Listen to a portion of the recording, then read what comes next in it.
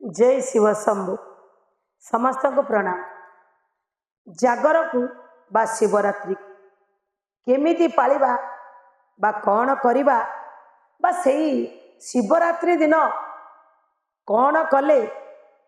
आमर जन्म जन्मांतर रे करा जाइथिबा भूल परिशोधन हो पार बा करा जाइथिबा छोटिया मोटिया पाप केमिति आमे धोई पारिबा से गोटे दिन जागर आमे कौन करिबा एमिति अनेक द्वंद्व आम भितर आसे जहाँ शास्त्रोक्त नियम जदि आम द्वारा एमिति किछि भूल होइतबो क्वचित बाल हो किंबा नारी हत्या हो गो हत्या हो एभली जदि जघन्य भी आम द्वारा हो जाइछि किंतु जदि जागर दिन सकाळे दुईपहरे संध्या बेले ये त्रिसंध्या जदि आपण करती शिव मंदिर रे बसी कौन सी पूजित होथिबा बेल गच्छ मूले बसी किंबा हरिहर शैव पीठ जोठी अच्छी यदि सेठी बसिकी ये 12टी ना आपण द्वादश रुद्रंकर नाम को पाठ करुच भाव सहित संकल्प करी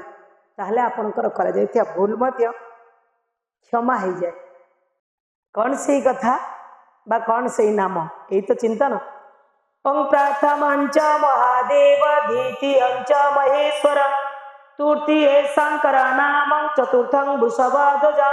पंचमं कृतिवासं च षष्ठ कामांगनासन सप्तम देव देवेश नीलकंठ तथाष्टम नवम ईश्वर नाम दशम पार्वती प्रिय रुद्र एकादश नाम द्वादश शिव्यमुच्यते। ये जो द्वादश नाम प्रथमंच महादेव द्वितीय रे महेश्वर तृतीय रे शंकर चतुर्थ रे वृषभध्वज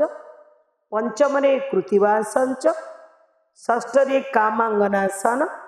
सप्तम रे देव देवेश नीलकंठ होची अष्टम नवम होचंदी ना ईश्वर दशम होचंदी से पार्वती प्रिय और रुद्र नाम होची एकादश नाम आउ द्वादश नाम वाला भगवान शिव। ये जो 12टी ना रहिला ये 12टी जदि एमती आमे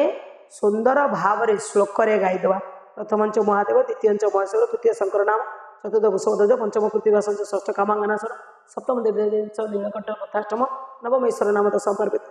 पार्वती प्रिय रुद्र एकादश नाम द्वादश शिव उचित या बारंबार बारंबार बारंबार बारंबार जदि आम से गोटे दिन में 108 थर कही पार्च